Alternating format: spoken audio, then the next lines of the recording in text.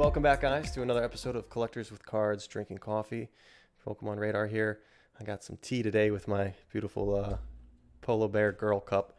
Another one of my side collections. But today we have a very special guest, someone that recently joined the YouTube world to share his story, share his collection. He's pretty well known to be the #1 English Pokemon collector in the world. So I'm very excited to have him on and have a little conversation and get some cool stories out of him. Today we have David Persin, otherwise known as D Persin on Instagram, D Person1, and Pokemon Dave Persin on YouTube. So welcome. How you doing, Dave?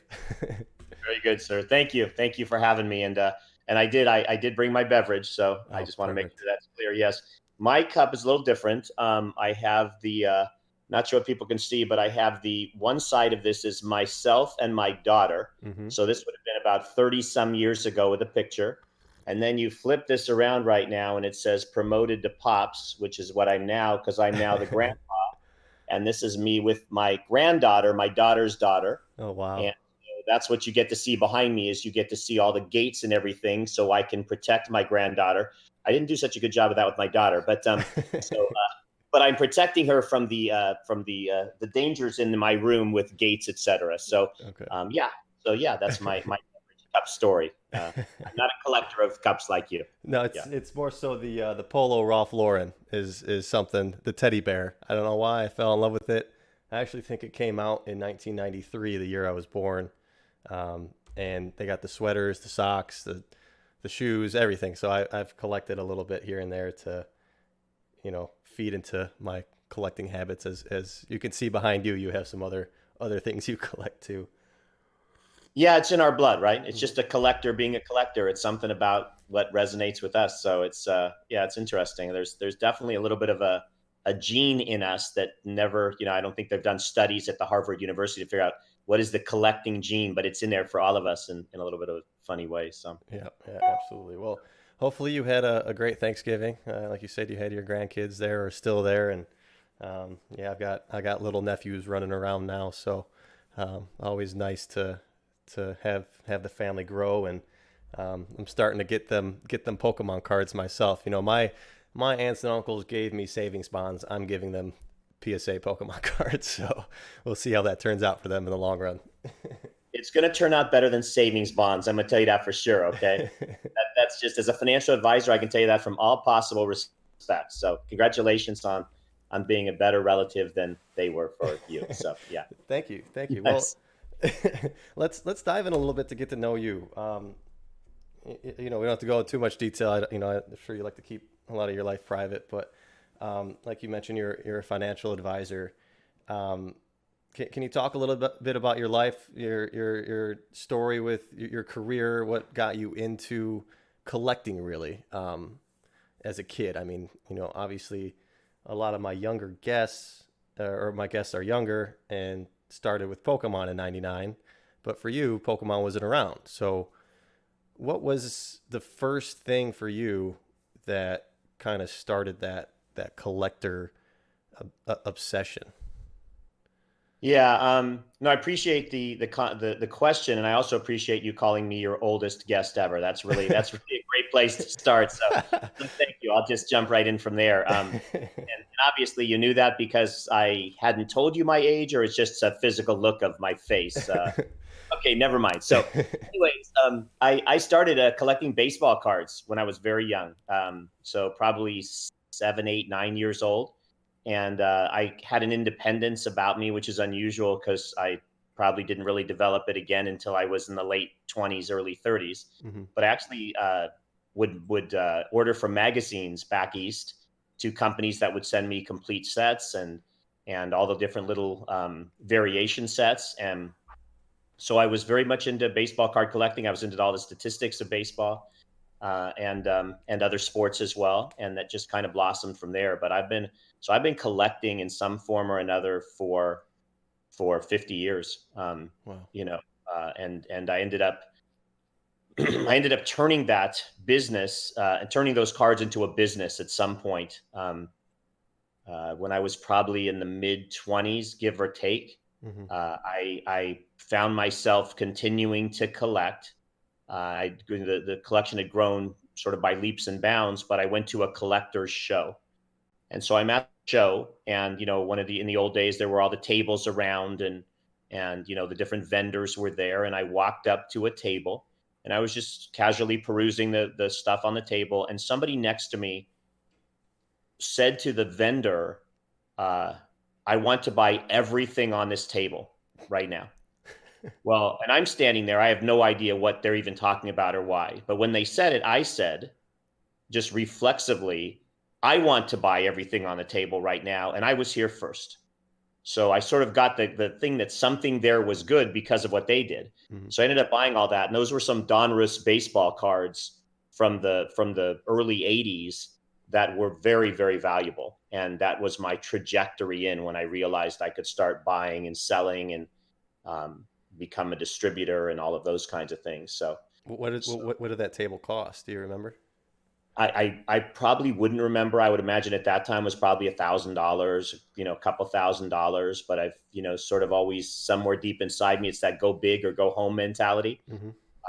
And so, yeah, I just remember that led to buying pallets from Costco. I figured out how to we would wait for them to come in with the trucks, and then we would just get there and buy all the pallets of stuff for cards. And that led to me getting involved in I was one of the original 13 distributors in the entire country for Upper Deck when they came out in 1989. Mm. So that was a huge decision, trying to figure out whether or not I was going to be part of that. There was a lot of risk involved, because they were unproven. But that, again, that was, I had people coming from everywhere in California to try to get those cards, Ken Griffey Jr. rookie cards, stuff that was just crazy times.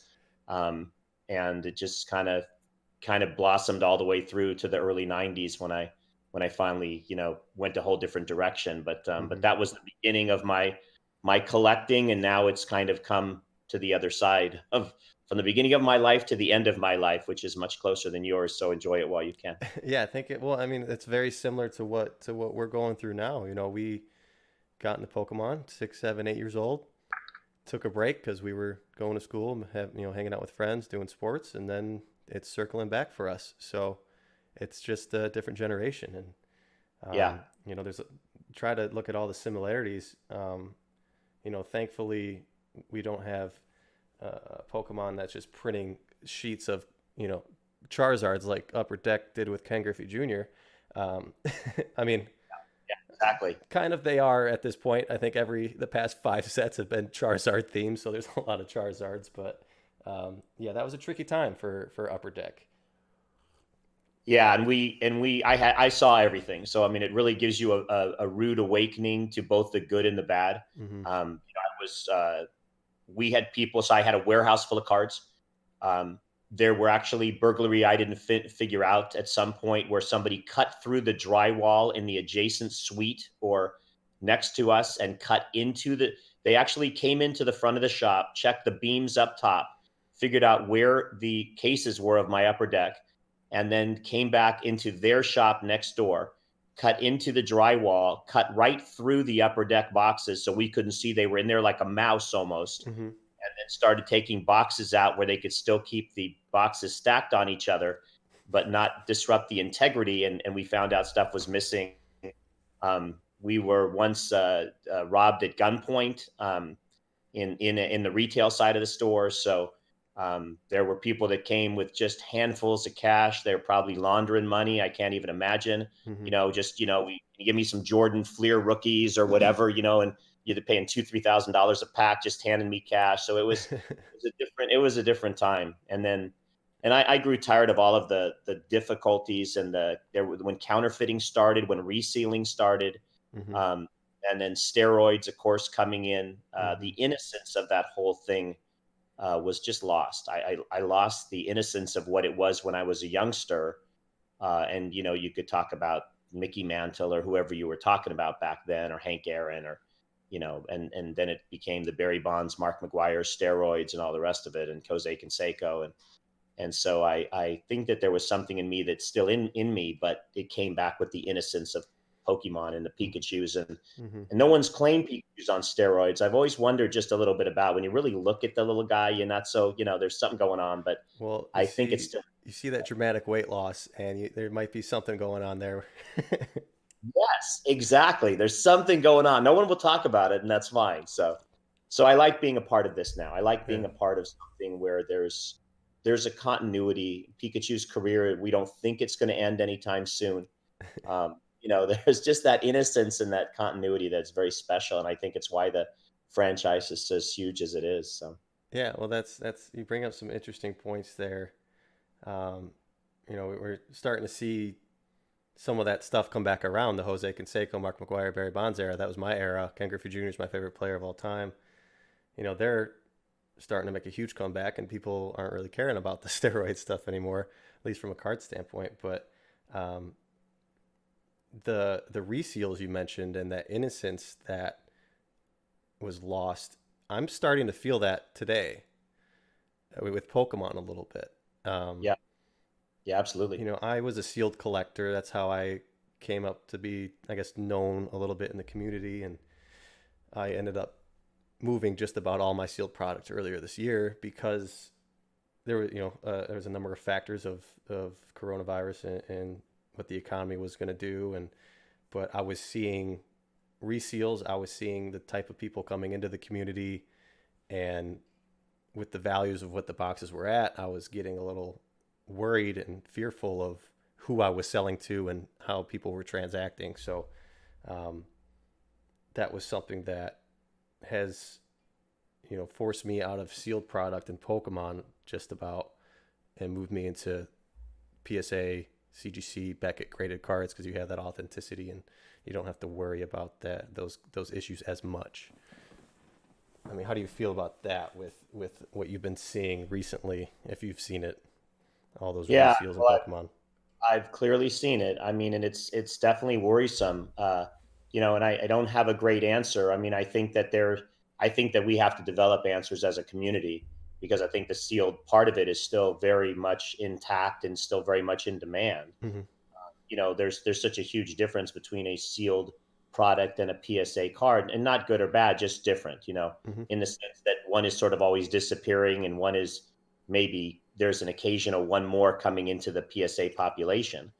But after what we saw with this first edition booster box break with the $375,000 box, where it was ended up being completely tampered with, I know it's even brought more attention to it.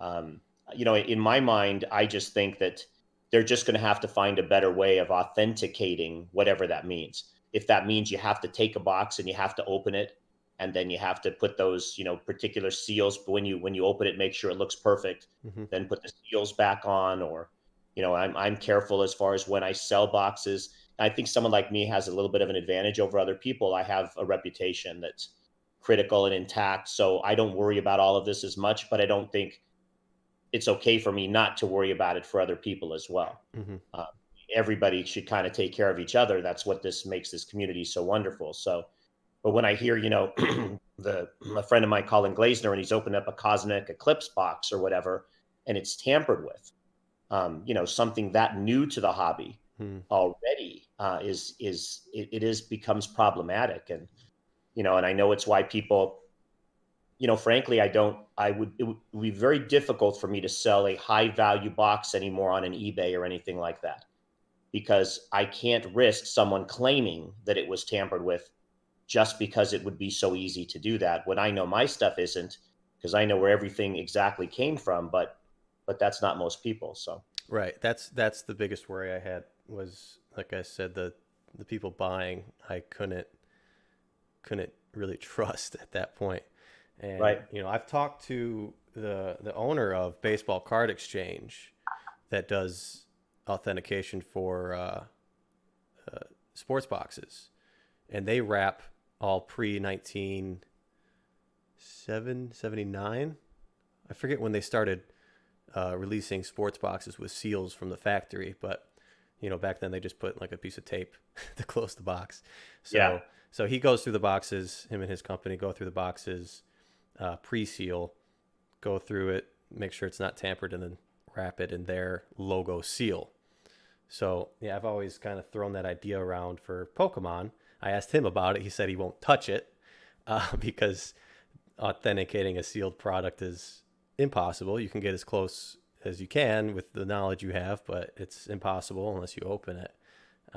So there's that idea of getting rid of the WotC logos and someone's opening boxes and resealing them with their logo. And that's a conversation that I'm sure will be had more in the near future. Yeah, and I mean, clearly, when there's becoming more of a hint of normalcy in this concept of opening by authenticating people with expertise in that area, and then just putting on the tamper-proof seal. So, Mm-hmm. so I think there'll have to be options. There's going to be some people, maybe like me, who want a truly perfect sealed box that looks sealed, that looks great for a collection, etc.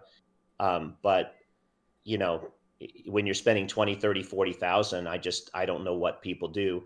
You've got the option for live box breaks, and I guess that'll continue too, but it still doesn't help fulfill the collection goal of somebody who wants to put a box on their shelf. Mm-hmm.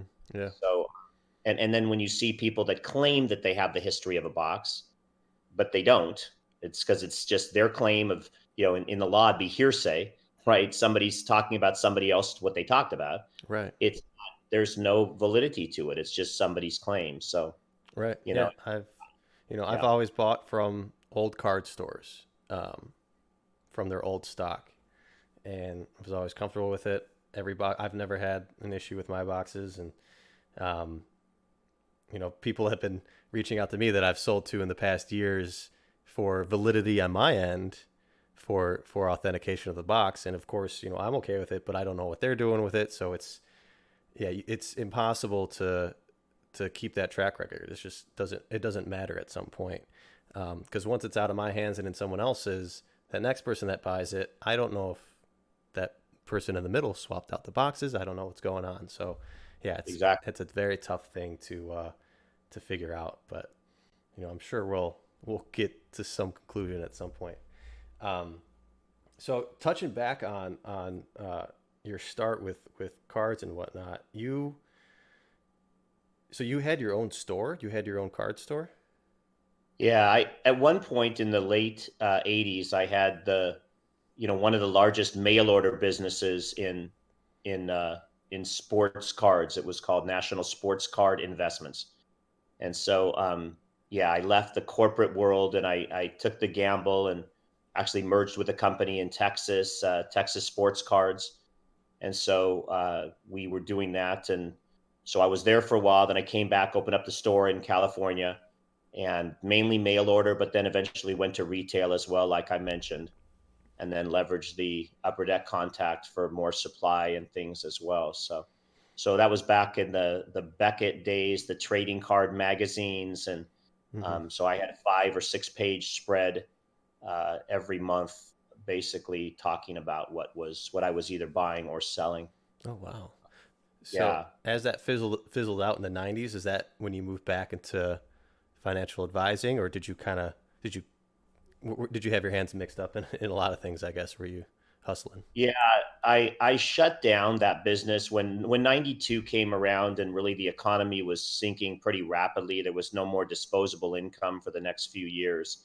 I shut the business down, and then I ended up I think around that time I wasn't sure what I was going to do, so I went to law school because I had always dreamed of being a lawyer since I was 17 years old. So I went and got my law degree with I thought I was going to go into that field. And then upon graduating from law school, happened to be studying for the bar or whatever. And I saw an advertisement for Merrill Lynch financial advisory Mm-hmm. company and did an interview. And back then it didn't take 7 months or a year to get hired. It was actually a quick interview process. So I took a math test and they said, yeah, we'd love to have you. And I was working there a couple weeks later. So, Oh wow. so that's kind of the transition into the financial advisory field. Yeah. Yeah, great place to start. I mean, I'm kind of bouncing back and forth the idea of going to get my MBA, but I recently left the corporate world myself in September. Pokemon hit a point where I was doing the same amount of money and was unhappy. So I figured I'd take that leap and see where I could go with it. And, it's obviously we've had some crazy ups and downs in the past couple of months, but we're still up in general Yeah. from March or February. But yeah, I think that's still something I'd like to pursue uh, myself and get back into to schooling and get back into more of a. I kind of enjoyed the corporate world in some sense, so getting back into it, I wouldn't mind, and having Pokemon as a true collector hobby again instead of it being a business. So I'm just going back and forth, running, all around trying to figure out what I want to do. It's been it's been tough to make decisions. Yeah, and I get it. I've all, again, you alluded to how wonderfully old I am. Thank you. I'll never forget the beginning of the broadcast. But the sad reality is sometimes our minds get in the way, of what's best for us. Sometimes they can overthink things as well. Hmm. And I just remember thinking I couldn't be proud of being a baseball card salesperson. I was entrepreneurial, but that meant nothing. I wanted to be a corporate attorney, a lawyer. I wanted to be proud of something. Well, I should have been proud of how much money I made in 3 years in the sports card business, because it took me 10 years over anything else, right, to go whatever else I was doing in corporate world. Hmm. So it was just stupid. It was a sort of a fallacy. And I had sort of bitten off a way to think about it that was beneficial for me. These days, when you talk about MBA, like the reality is, while it's a great achievement, but and I'm not saying you shouldn't do it. I'm just saying when you look at the reality, I'm not sure you need it, Hmm. because these days education counts for less. The dollars put into education return to you less than they would have ever before, Right. because it's everybody's. You can get a job fairly easy if you've got skills. Pandemic notwithstanding, it's changed things a little bit. Um, Without having all those, if I look at my daughter who's, a nurse, and she's got, 80, $90,000 in debt or something, it's kind of crazy. Hmm. Um, Digging yourself out for so long. So, and nursing school is a bad example, because you actually need to do something there to be able to be a nurse. But with degrees, higher degrees and stuff, I just don't know if it's necessary. And yeah, you're right. If you can make the kind of money doing one thing, or it's nice thing is have a combination, Hmm. something real and something on the side, that's great. I always found it was hard to do both. I think it's hard to run a business and be a collector.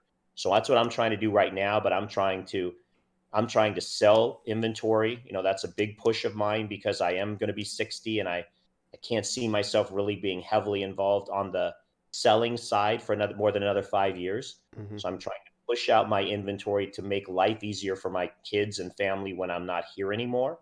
I don't want them saddled with millions of inventory that they've got to deal with, and what do I do with it? Hmm. But I think I'm a little more the exception. I know, just it was hard to be in the sports card business and say, okay, well, I'm going to collect that, I'm going to sell that. You can't. If you're going to be a great business, you have to take the capital and reinvest it in things you're going to sell. If you're just tucking away collection at the same time, eventually your business will kind of shrivel and die. So, Right. um, Yeah, yeah. no, it's yeah, absolutely. Doing the due diligence on what programs and the ROI on doing all and getting an MBA has been a big factor too. And yeah, there's so much information to take in to figure out what decision to make. But yeah, it's interesting. You mentioned being proud of being the card guy, right? That's something I've always thought about as well. I've got some friends who started a candle business. They made a little automated lid that you press a button and it closes itself, so that reduce house fires and all that. And then we've always joked around like, do you really want to be the candle guy? Like, is that Yeah. something you want to be known for? Is that something you want to do for the rest of your life? And yeah, taking that aside and focusing on the success that comes out of it and the journey that you took with it, instead of just labeling it like that, is much more important to move forward and continue growing. So I'd like that you're thinking the same way that I'm thinking now. So that's funny to pick that out. Um, Yeah, it makes a difference. And I think we're in a better world now too. And it's a little different world where everybody's allowed to do themselves now, right? mhm. You do you. So nobody I mean, everybody still judges, but they maybe don't do it as quite as openly as 20, 30, 40 years ago.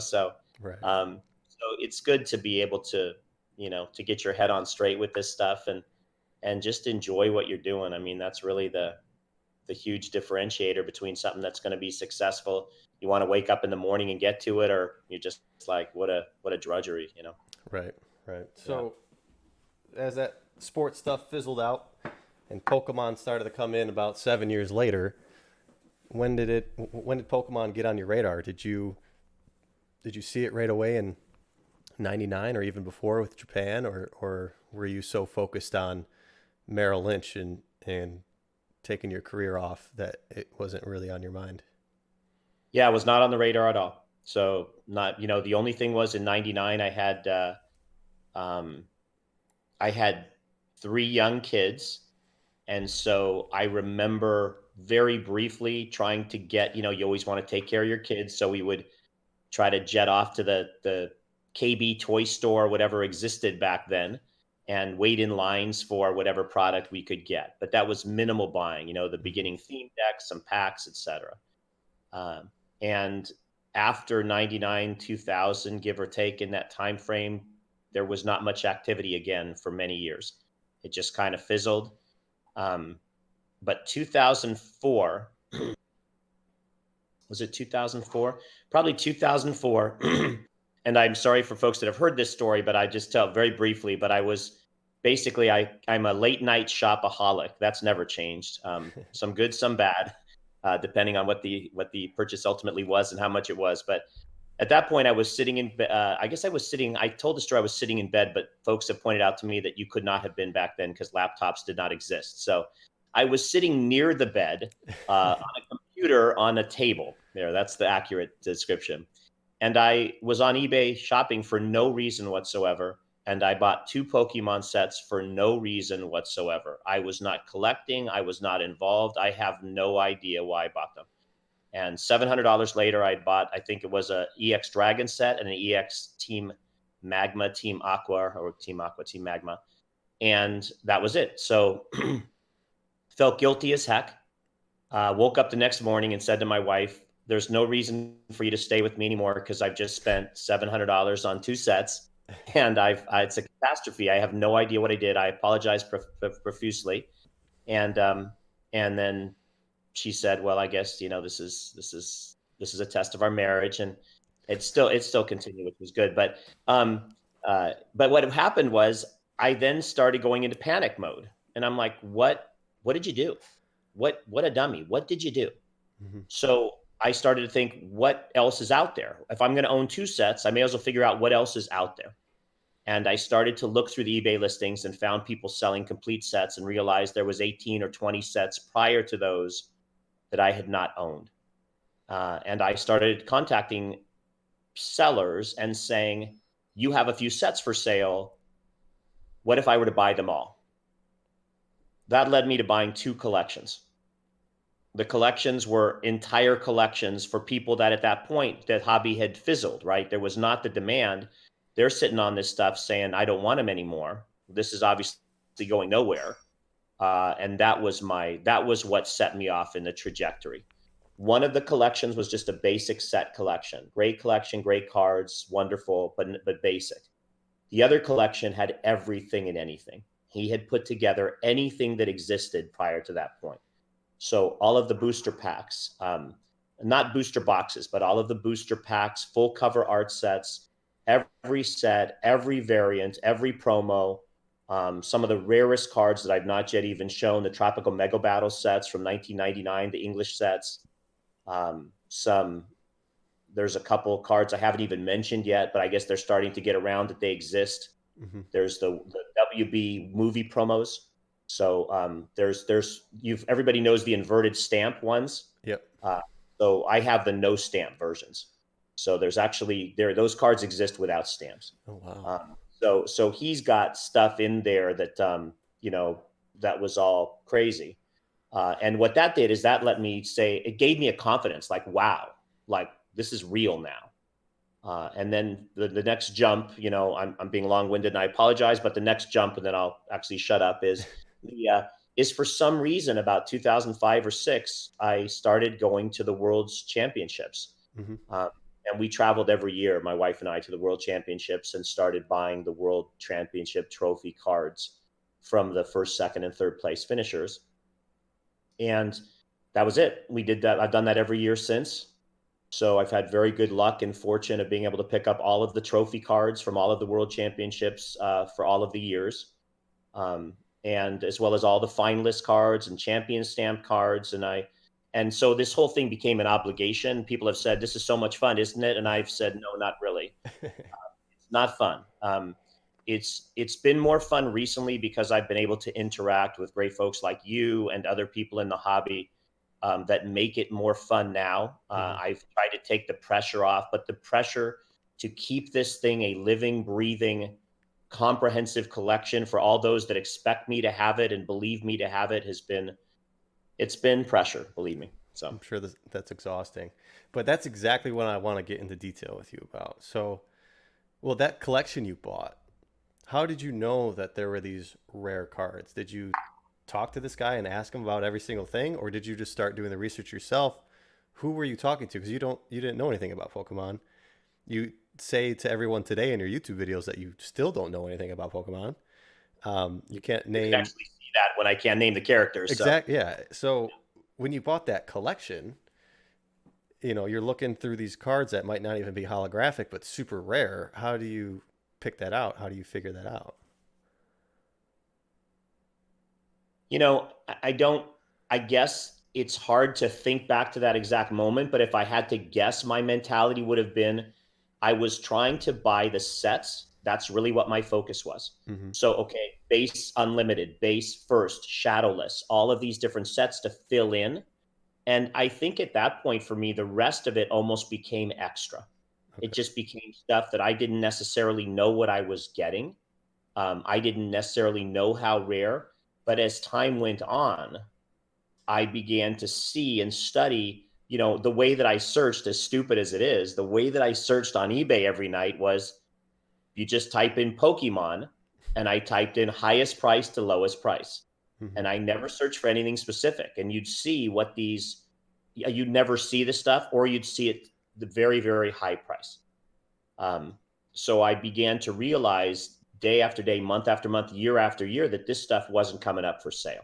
Hmm. And if it was once in a blue moon, and it was worth, thousands and thousands of dollars. All right. So you smartly So, put that stuff away and didn't think less of well, it. You just set it aside. You were smart to keep it aside because I guess you had that past history with sports cards. So, um, and and then I wasn't doing it for investment, right? I mean, you have to think about that. I was doing it to build my collection. right. So, if you jumped all the way till now, people have said, and you may be, let's assume you were going to get here because the way you ask questions, you're no dummy, okay?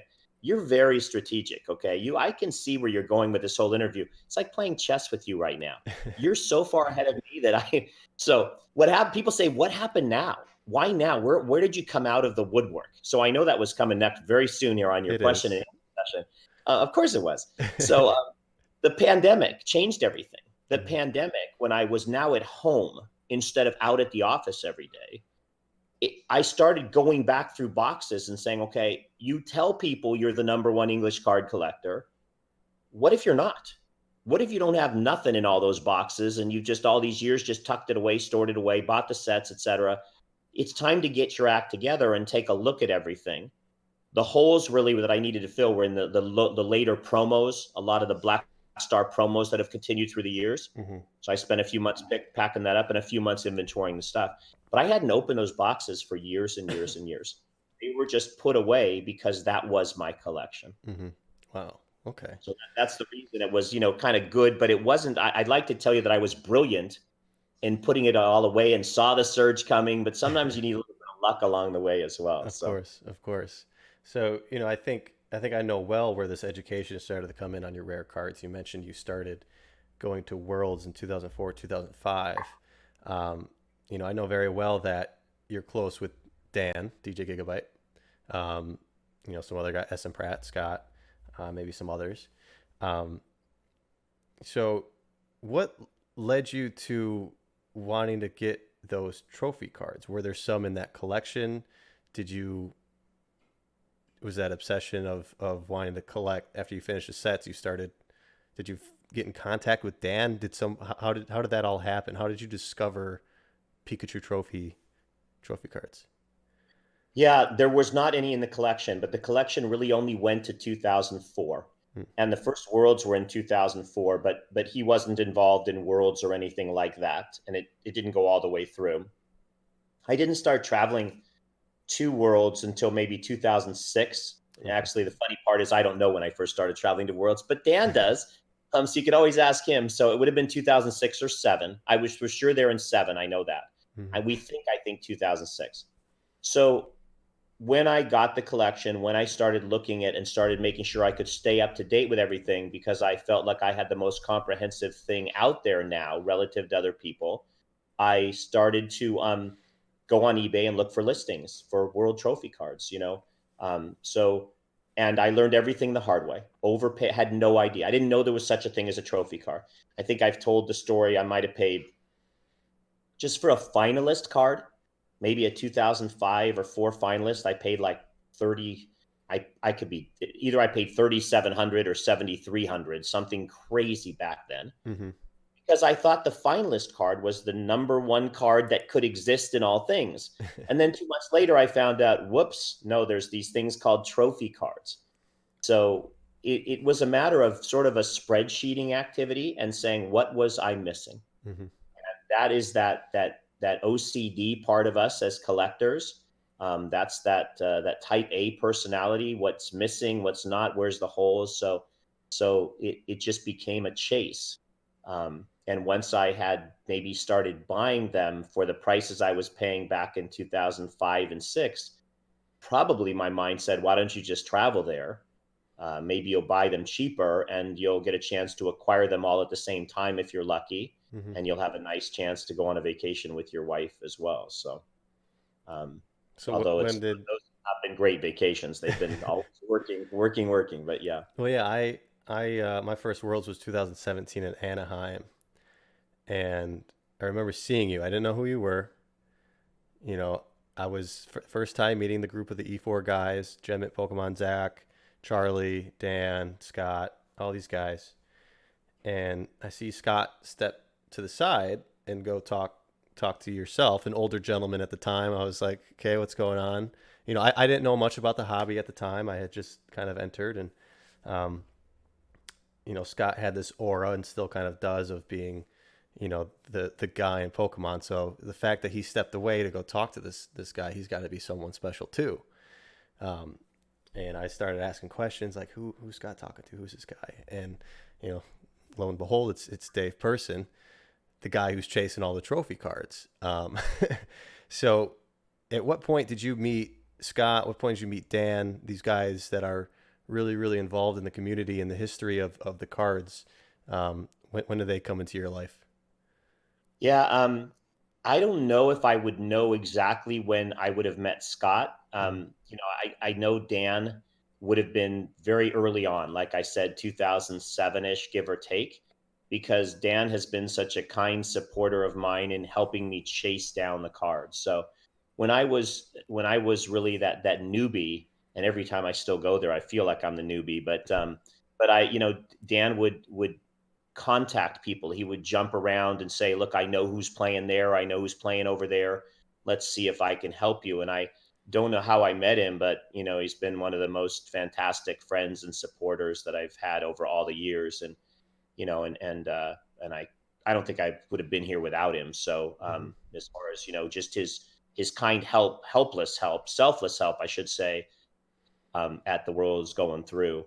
Uh, and Scott, I don't remember. I met him through Dan. I mean, a lot of the contacts came that way. But Scott and I have talked a lot through the years about a lot of different things. Obviously, his angles are more on the Japanese and the very higher priced Mm-hmm. type of illustrators and that kind of thing. But his expertise has been amazing too, just in especially in those early years, trying to figure out what I was going to do and the direction I was going to take and that kind of stuff. So Mm-hmm. yeah, yeah, I mean, the community members have been a fantastic part of this whole thing. And they've let me peacefully coexist with all of you in the background, which was one of the most special things about this for as long as I wanted to, because it was really never, I'm not a limelight guy. Like, you look at someone like Pokemon Gary or whatever, Hmm. King Pokemon Gary. Hmm. Um, and he loves that limelight, right? I mean, the Pawn Stars appearance, um, and so for me, I'm just more intimate. And I don't, again, that's to each his own. I think that's fantastic. I think he's a great guy. I love Gary. Yeah, I But had I him just, on the other or last week. I think okay, I was yeah, out in Vegas for the Steve Aoki and that cool. fundraiser. So yeah. Yeah, yeah. I mean, he's just been so great as far as the whole hobby in every respect. Hmm. But I'm much more in the background of all kinds of things, and I mean, I wish I had a few more followers just because of when I do put out some effort and stuff. You always want it to be watched by a few more people, but I just feel like now it'll come if it comes, and not worry about it as much. Yeah, no, I think when I heard you were coming to YouTube and sharing your stuff, I was super excited because the reason I do this is for the historical aspect. I've had my hands involved with a lot of different deals, a lot of different cards. I'm finally starting to buy and sell trophy cards, the Japanese stuff, not the Illustrator, but maybe a step below. Um, and the market's gotten so crazy that I needed to find a new outlet where I could enjoy the hobby in another way. So, uh, and knowing you and knowing like Scott and E Birdman and Gary, these kind of legends in the community of people that were like truly a part of keeping it alive and building it to what it is today is really important for myself, but also to I think to share with everybody that's involved. So it's really cool to finally see you doing all this, and I hope you continue to share more of the stuff you come across. I mean, you showed off some amazing pieces. Pre-release Raichu, I think, right? You did a video on, or not yet? I haven't yet. I mean, I did show it, actually showed it, and people bypassed it completely because it was titled it's a second to last video that I just did, which was on my son's fourth grade school presentation. Right, And, Luke, and it right? was, yes, Luke. And so there was three of the rarest, most rare English type things that he wrote about. And one of them actually was the pre-release Raichu. And you can't Logan. If I put Logan Paul's name in a video, I can get 6,000 views. But if I put fourth grade son, I got 400. And people didn't realize that that was actually the first glimpse I've given anyone of the pre-release Raichu. So Yeah, it's still yeah, it was. is and always will be one of the most controversial cards in the hobby. But um, yeah, we hope. I don't know how much you'll be able to share on that story, but I think you should save it for your own video. So if that ever comes to light, we're looking forward to hearing more about that. Because that's Yeah. kind of the elusive card that everyone hears about once they first get into Pokemon collecting again. They hear about this fabled pre-release Raichu, go through all the emotions of it's real, it's fake, it's real, it's fake, and hearing all the stories behind it. So it's on its own, whether it truly is a real piece, it's established itself as a real piece of history in the hobby. Well, what's so interesting about that is I comment on everybody that I what do I say? I comment when everybody gives me a comment, I comment back. Hmm. It doesn't matter how people reach me. I try as hard as I can to respond to every single comment, even if there's hundreds on every format, social media platform. The only one I have never commented on, there's one person, and they recently said, and was very kind, it was great video with Luke, etc. But you know what? This was not correct that you said, which I knew there was not going to be everything was perfect because I was helping him with a fourth grade class presentation. Was Yeah. trying to make it simple. And then he said, and clearly that card does not exist. And I'm thinking to myself, wait a minute, let's think about that. I have it on my picture. I'm showing it on the thing. I'm talking about it, and he's holding it in his hand at the end. So I figured that one wasn't, I'm not going to convince anybody. That's not my way. You got to believe anything. But, the controversy, there's no controversy over the card's existence. And that's what's so interesting. Hmm. The card has been politicized. And that's what's going to happen in a hobby like this. And, I'm not going to name names and I'm not going to say, but there's been people who have wavered.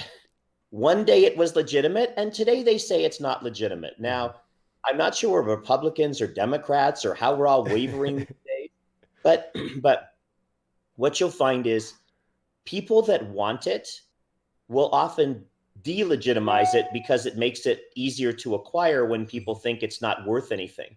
And people that don't, you might see the other thing, they might, anyways, you kind of see the Right. reverse. Right. So there's a reason behind what they're saying. But the card that I have was widely written about Mm-hmm. by many of the same people who said it was absolutely fine and documented its history, coming from, the gentleman out of Pokemon, Mike Boozer, who was working there, Mm-hmm. who sold it to a guy named Will who couldn't get it graded. And because he couldn't get it graded, he didn't want it anymore. I guess he couldn't get it graded / authenticated. Mm-hmm. But, the history of it and where it came from and that it's been, out there and shown, that's not been in dispute. Right. So, Right. The so controversy is the legitimacy of the release. yes, Yeah. Yeah. exactly. Not the physical card itself. Yeah. Yeah. And I actually wrote about that with my son in the presentation. And it's just very simple. I've gone back to the people, and it was on the bottom. It was one row on the bottom of a sheet. Mm-hmm. And they don't remember if it was 10 or 11 cards because there was different production sheet levels. Right. Today it might be more 11, back then it might have been 10. It's either 10 or 11 cards were printed. Mm-hmm. And there is, I would say, I'll divulge more in time, Mm-hmm. but the only one that exists, that is known of to exist legitimately, that's been out there and authenticated at this point, is the one that I have. Yeah. So, Yeah. so that's all I can say. Well, is there one or two more that could exist? Yeah, I think so. Yeah. So, The rest don't exist anymore. They've been basically thrown away or not ever discovered or whatever. So. mm-hmm. Yeah. So for anyone interested, do your own research at this point and Right. make up the decision for yourself. Yes, exactly. Exactly. So one thing I wanted to pick your brain about, selfishly, because and honestly, I don't know if I'll be able to attain this goal anymore of where the hobby's at, but I was planning on going to London and getting my very first Pikachu trophy card. Um, I wanted to do it in person, talk to the winner, and have that experience and have that card in my collection. I care more about the experience than the card itself, so I thought that would be a really cool piece to have. Can you talk about your strategy, how you've gone about getting these trophy cards? I know you said Dan helped you out a lot with who's who and where people are, but how did you go about getting these cards and at the beginning, and how do you go about it now? If you're okay with sharing your strategy. Yeah, no, I don't. There's no strategy. I mean, honestly, it's more or less, for the most part, folks have been pretty supportive as far as, I don't want to say this the wrong way. I mean this in the most helpful way, but sort of getting out of the way. So that, what typically happens is I'll go in, and if folks know I'm there, they're not going to compete on the price on the first one available, because usually I'm going to pay more for the first one because of the obligation to put it in the collection. Mm-hmm. So it means if you should be paying 5,000 for a card, maybe I'm going to pay 10. And it just depends. By the way, the pricing of the cards has to do specifically with who's willing to sell, how many are available, what countries are winning, and how many, all of that kind of coming together, that data, because it's just a matter of, I guess, and also who's competing to buy at that point in time. Mm-hmm. There hasn't been a lot of competition. There's always people that are after me waiting for the next set so that I can buy at 10 and they could buy at 5 or 4 or 3. And often they do. They buy if there's quantities available, because a lot of the sellers, the winners, want to sell. Then they can do that and do that right there and then. But it's hit and miss completely.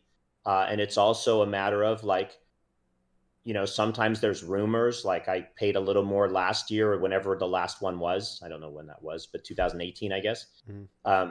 Was it 18? No, 19? 19, I guess 19. 2019. Yeah. because someone was rumored, it could have been you that was rumored to be there. I mean, for all I know, and was going to pay more and wanted to get one or whatever. Um, but it's just hit and miss. I mean, it really is. You know, the only consistent thing I could say is if there's more USA winners, you will typically not pay as much as if there's not. Um, because then, you know, if there's just one card available and everybody's chasing it, you could get lucky, walk up, hit someone's number and be the first one. And they might say, sure, 5,000, I'll take it in a heartbeat. Hmm. But they might be looking for a bidding war and want to take someone to 10 or 15,000. So there's no, it really is kind of hit and miss. Gotcha. Um, yeah. So you're saying I mean, the American winners are greedy and want the money, and the international, the Japanese winners especially, cherish their trophies. that's typically what it is. Yeah. And the Japanese won't sell, so that they go away unless Hmm. it's a Masters. If it's a Masters winner, it's possibility if you can communicate with them. Had some good fortune. I've maybe 2 or 3 times over the years to where a translator or somebody that's there that know me will help me talk to somebody who actually is interested in selling, but very rare. Hmm. The younger ones never. If it's a foreign winner that's not Japanese, maybe. It just depends again on how well they speak English and what their financial situation is. And Right. yeah, the U.S. winners often, at least the mid tier, the masters and the seniors will often at least entertain an offer. And you would be surprised. Even the Canadian winners are very, very difficult. Very, you know, not typically willing to sell. So Interesting. yeah, so it's a process, you know, and I've learned over time as well. Like you, when you talked about yourself and you said, "Hey, I would like to go and have that experience of interacting with them." Hmm. Um, that's a whole different thing. Most people just want the card, right? I mean, it's just a different, like that's you being you. But because if you just wanted the card, you'd be better to unless you wanted to bid against me, and that's a whole different thing. You'd be better to just tell me. Anybody be better to tell me, David, I want a card. And because what happens is after I buy one, people still are coming to me. Would you buy this card, right? Hmm. That the next person doesn't realize. And I always say I'm going to buy one high and I'm done. But when other people are coming, I could say, look, yes, I'll still buy this card and I can basically pick it up for anybody else that wants it. But Gotcha. I can't give you the experience of standing in front of a winner or whatever, you know, which is a Well, whole different. let me put more detail in that. I want the experience of being at the event, but also taking home the card. So who I'm buying it from, I guess I don't care about as much. Um, but the fact of enjoying the event, enjoying the weekend, that time with friends in the community, and walking away with a card to remember that event by, especially of that caliber, would be the experience portion of what I mean. The Yeah. experience of hanging out with other collectors. I don't care so much about the sure, the chase and getting to talk with the winner would be great and all, but I care more about the experience of the actual event with my friends and enjoying that time. So I might have to utilize your resources here Yeah, I mean, and moving it's forward. and I'm always glad to help people because I'm not competitive that way. You know, Hmm. people have to understand at some point that it really is important for me. I feel an obligation to the hobby, and I always will. I can't explain it. I don't. You know, I'm not. I'm. You know, again, just it's just different. I don't know. I don't want to make it sound like I'm critical because I'm just the least critical guy. But if you look at like a Pokemon King Gary, he likes having 25 PSA 10 Charizards, right? Hmm. So that's what he loves. What I like is trying to get one of every card. So everyone knows I have one of every card. So if you want to see one of any card, you can come to me and I have every single card. That's what I'm trying to do. That's what I've always tried to do. It hasn't been about monetizing it. It hasn't been about anything else. Hmm. But there's advantages for folks working with and through me because basically I can say to somebody when I'm standing in front of them at Worlds, you know what? No one's ever paid more for a card that I bought from them in the market afterwards to date. And we're talking years and years later. Hmm. People list them for more. People will list those trophy cards and say, you know, okay, I want 22,000, but they don't sell for that. Right. So, because again, there's so few folks, most of the people that collect trophy cards, and it's so interesting, and there's a handful that have a few. What they like to do is they like to get a first, second, third, and fourth from all of them from any year, but not the same year, is what I'm Mm-hmm. trying to say. One of each. So they have a one, two, three, and four from any year possible so that they eventually have a complete set regardless of the years. And I know 3 or 4 people that have probably done that. Yeah, a good And friend that's, Dan, gotta catch 'em all. yeah, Just finished that set. yes. I think Charlie has one. Mm-hmm. The set the same way. I know of someone else. So, but it's pretty rare. And so, if you're not looking to do that, well, who's collecting them in general? Not that many folks, because They can't. they can't. They can't. Not only can they get it, but they don't have a reason to. Mm. Because if unless you just want the one, two, three, four, which is like what Dan did and wants and is fantastic, it's tough to get all of the cards just because they don't exist. You'd have to come through me, Mm. right? Because I have every trophy card from 2004 coming forward except fourth place last year. The only one I'm missing is fourth place 2019. Okay. So that's kind of the reason. It's like if I were going to go start on a trek to get trophy cards tomorrow, I'm not going to be able to find them. You can't, at least with finalist cards or champion cards, you can still find them every once in a while. Mm-hmm. So that's why it's just a little bit more of a tactical endeavor in trying to figure out what it is you want to get. Right, and that's the experience I'm having with the Japanese trophy cards. There's a little bit more of an advantage there where they're slightly more available through these Yahoo or through these Japanese websites, Yahoo Japan. It's just a matter of who's willing to take that risk to buy it from Japan. Yes. So it's got similarities and differences, obviously. So, my track to getting one of those Pika trophies will have to be specifically the year that I am attending it, and preferably 1 through 3.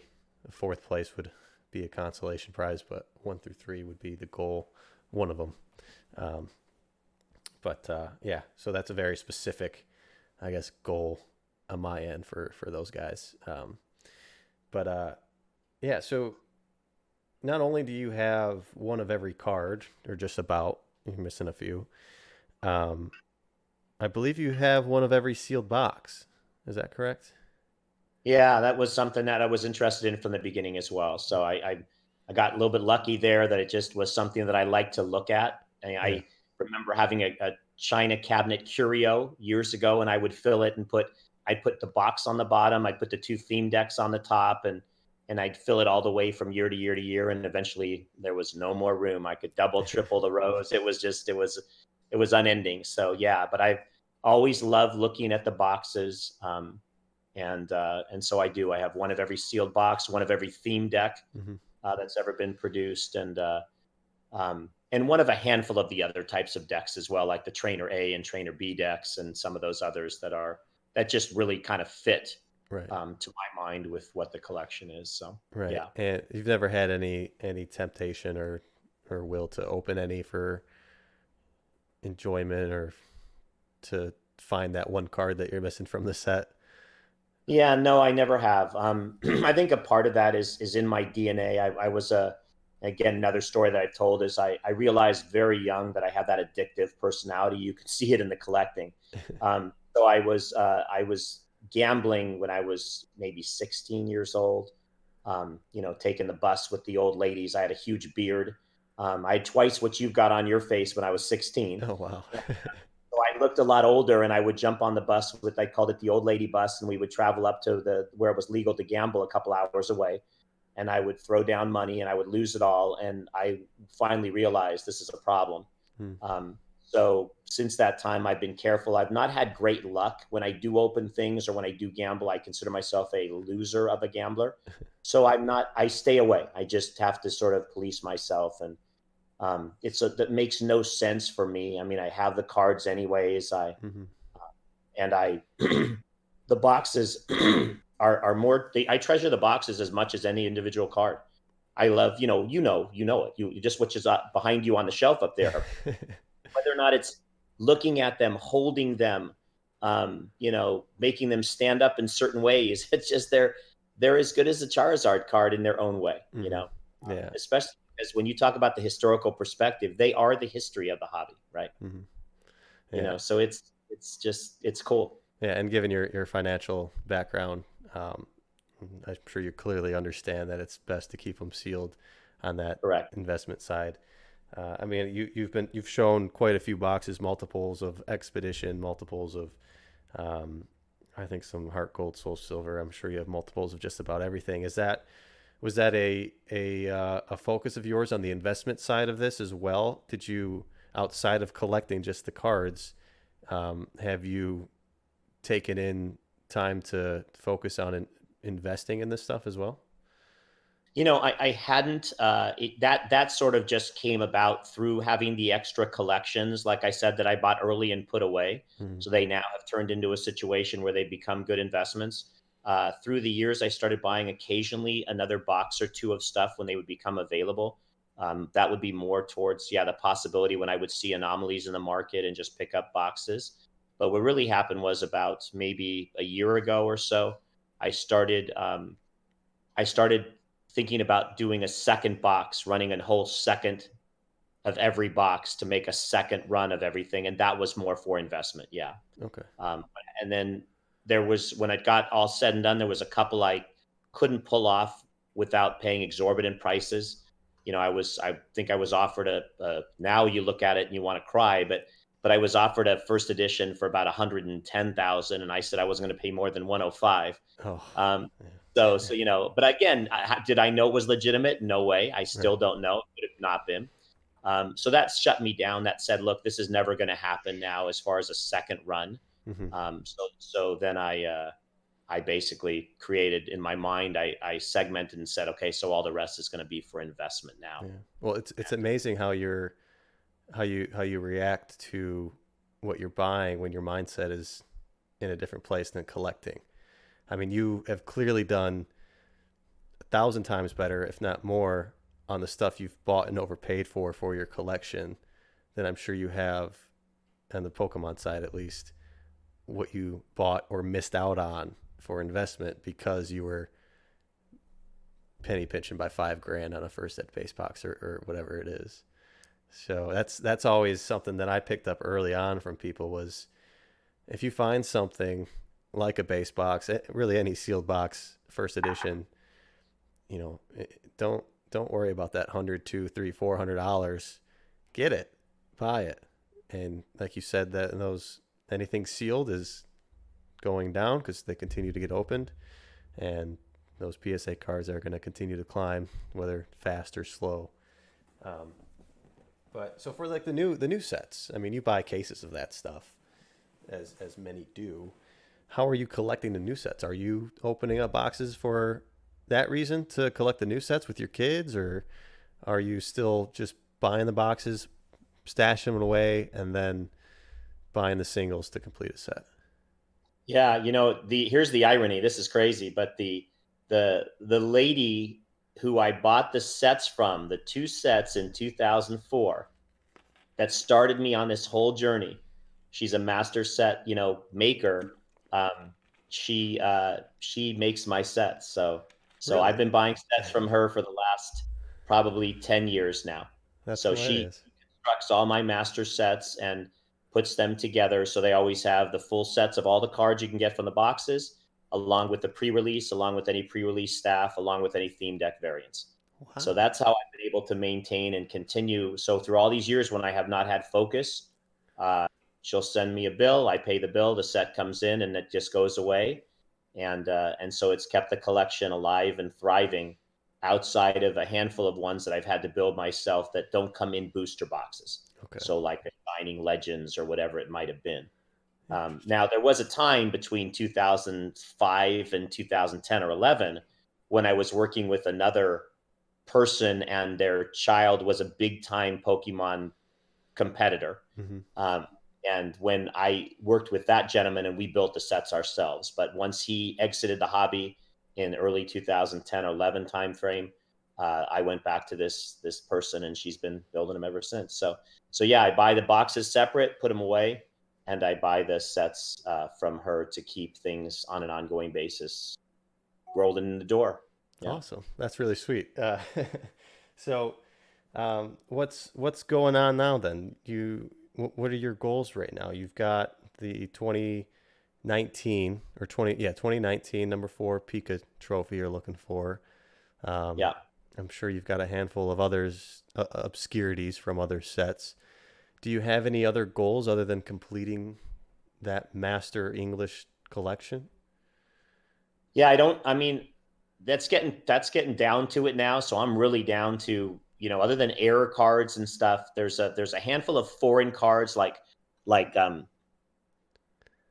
maybe regional championships that are really not English, but they have English writing on them. Hmm. I probably have 6 or 7 of those cards that I need left, and maybe 1 or 2 variants from everything. I'm down to less than 10 as far as the bulk of the collection's really complete.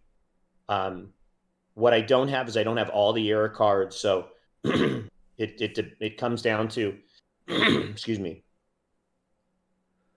I don't drink coffee, by the way, but I do drink tea. I've never drank coffee. I don't know why. I just never liked it. I'm trying to do tea more now. I'm drinking too much coffee, so I have tea. Yeah. I have tea today as well.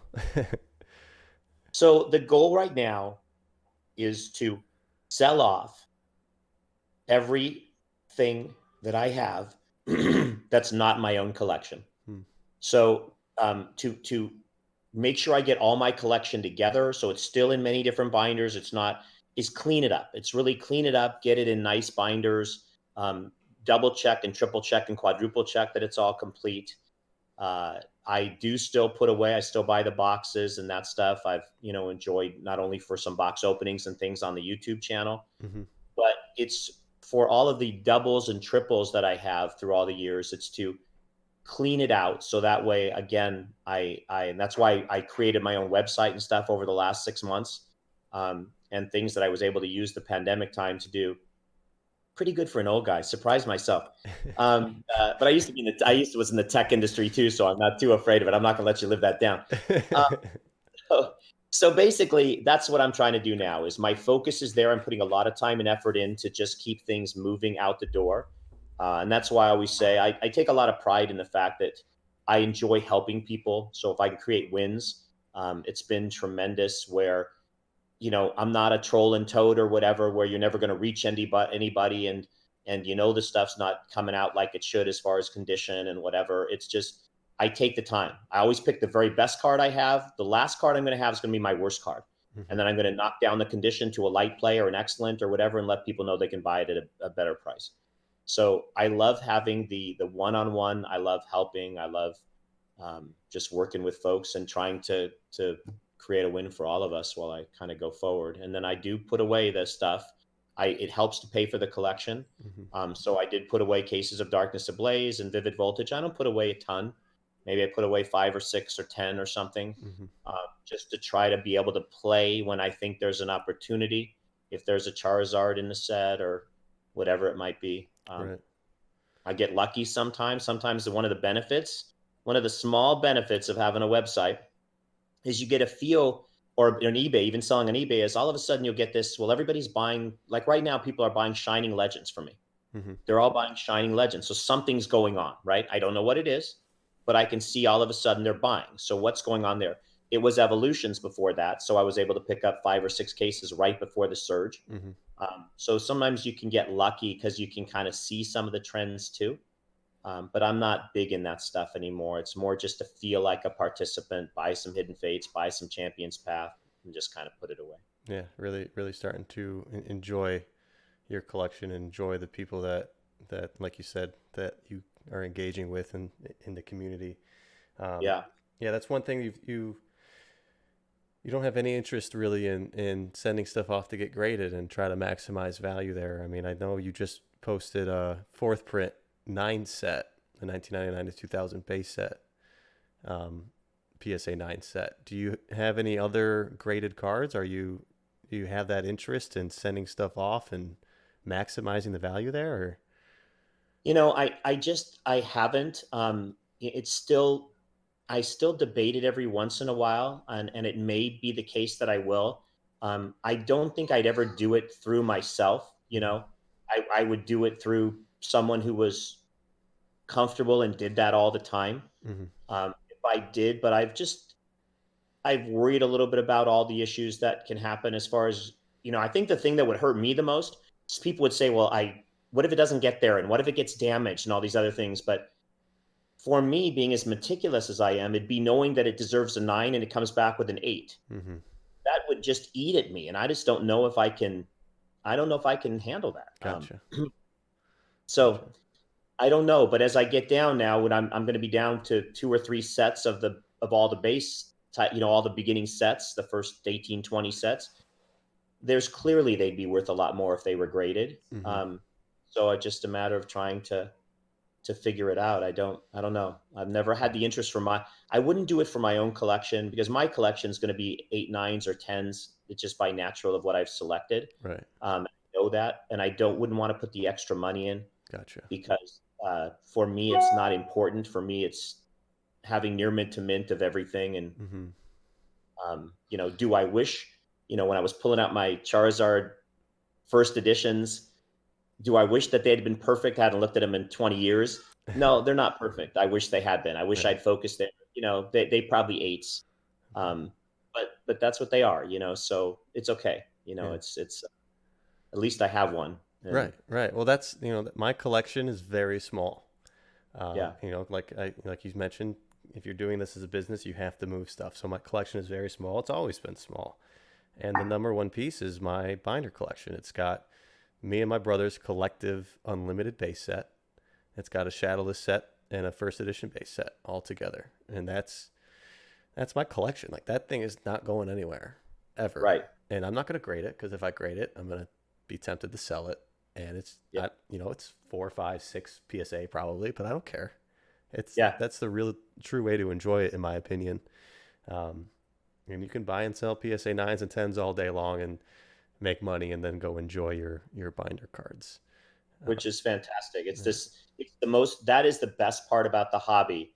If people can shut down the noise and just enjoy whatever it is they enjoy collecting. Mm-hmm. And I'm so behind that, right? Because people are so judgmental in life in general. But most of the time in this hobby, 9 out of 10 folks across the board say, hey, you love that? Enjoy. That's fantastic. Yeah. So that's great. That's great for you to have that binder. Yeah. Yeah, it's awesome. So I want to touch on one more thing before we end here. And you knew I was going to come to this point early on in the conversation. But when I saw that you were joining YouTube, and I want you to talk more about your YouTube. There was a little bit of fear instilled in me, because I knew who you were from afar. I knew what you had. And between you hopping on social media, Gary hopping on social media, and then eBirdman hasn't really done so much. I got this feeling that, oh boy, we're going to get saturated with some, a lot of stuff that we haven't been saturated with, because of the vast quantity that Gary has. We don't really know what you have from a selling standpoint, but I thought there was going to be this little downturn mixed in with the economy, with the virus and all that. So I thought, with you guys coming in, doing social media, we're looking to start selling, and it was going to drag prices down. Obviously it went the opposite way, but you've kind of talked about that a little bit today, of building your website and trying to create an outreach to sell off your extras, and you're doing it in a way that is helping a lot of people. So was that one of the intentions behind it? It wasn't when I started. When I started, it was all of these years, everybody said, would you please share the collection? Mm-hmm. And I wasn't that familiar with YouTube, the platform, never done anything in a public way. I've always been, like I said, behind the scenes. But that's what people have asked. Can you share the collection? So I said, you know what, let me see if I can take this opportunity. And I watched a video one night, laying in bed like I do. All my good work is done laying in bed before I go to bed at night on an iPad or something like that. And the guy said, you know what, put out YouTube videos. Don't think about it. Go get up, turn on a camera, and put on a YouTube video.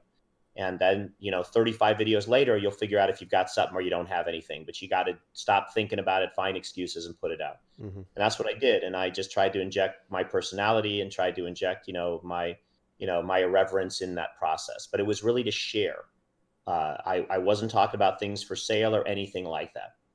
But I started then, as it's kind of, developed, and you adjust accordingly. And that's life. If you're going to be successful, is trying to figure out where, how to sort of mesh things together for the greatest possible outcome. That's when it came to me that, I need to start moving stuff. Mm-hmm.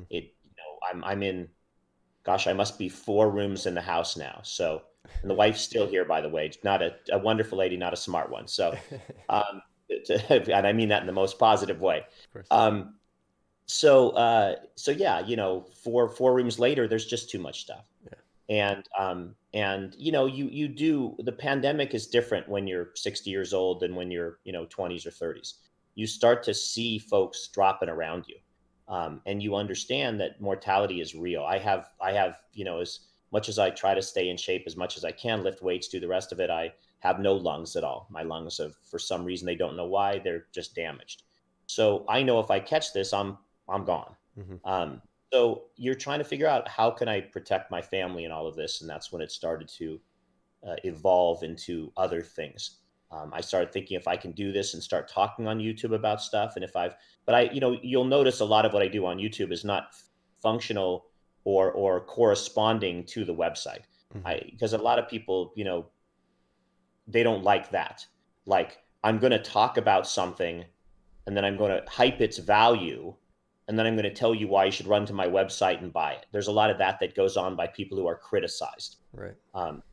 99% of the time, what I'm doing on the website what I'm doing on the videos has nothing to do with what I'm doing on the website. Mm-hmm. And the website, my prices are the cheapest in the country. So, because I'm trying to just move stuff as I want to, and I'm just trying to coordinate the efforts together. But no, it was not to come out to sell.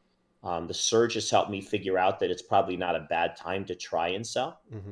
And then the one thing about the website I realized is I could get off eBay and maybe make things safer when it came to that sealed material, which we talked about too. Right. So I've sold a lot of boxes through the website, even if it's not on the website, but people just contacting me and saying, "Hey, I want a Team Rocket first edition. Can you get me one?" And then we work out a deal, friends and family or whatever, because I know my stuff is good. Mm-hmm. They know who I am. I make sure it's insured when it goes to them, so no one can lose in that piece of it. Mm-hmm. And then we go from there. So it just kind of came together, and hopefully we'll still continue to evolve. There's so many things that people do that are beneficial that I'm just not comfortable with yet, like razzes and all the rest of the stuff. Yeah, exactly. Shake your, I love it. So yeah. So again, I don't know. I'm open-minded to just see all that stuff, Mm-hmm. but I'm only one person, and I've got people sending me collections for consignment to sell and other things where I'm helping them. So, Oh, wow. so I've got so much going on. There's just only so many hours in a day. So I do try to be smart, tactical, and most importantly, I try to respond to everybody. And that's hard. I've had to create spreadsheets now because I can't remember. Did the person contact me on Facebook Messenger, or was it just a straight message, or was it on Instagram, or was it, by email? Right. And what did they ask me for if I've come across this? So I had to realize more and more to get organized, because I don't want to let anybody down by not responding to them. And that's always hard too. So, yeah. Well, we really appreciate you finally coming out and sharing your collection. I know it's tough to make that leap of faith and put yourself out there. So it's really admirable what you're doing and sticking with it too. I love watching the videos when they come out. And of course, looking forward to seeing some more of these rare one-off cards that some of us still haven't either heard of or seen. So, really appreciate what you're doing. Really appreciate, your genuine attitude towards collecting and just towards Pokemon and life. So, thank you so much for coming on the podcast here and giving me your time. And make sure everyone, you follow this guy, dperson1 on Instagram. Let me pull it up. I got it right here, dperson1. And then, of course, the YouTube as well, which is David Persin Pokemon. So take a look, check him out, give him some love. And yeah, we'll see you guys next time. Thank you, buddy. Appreciate it.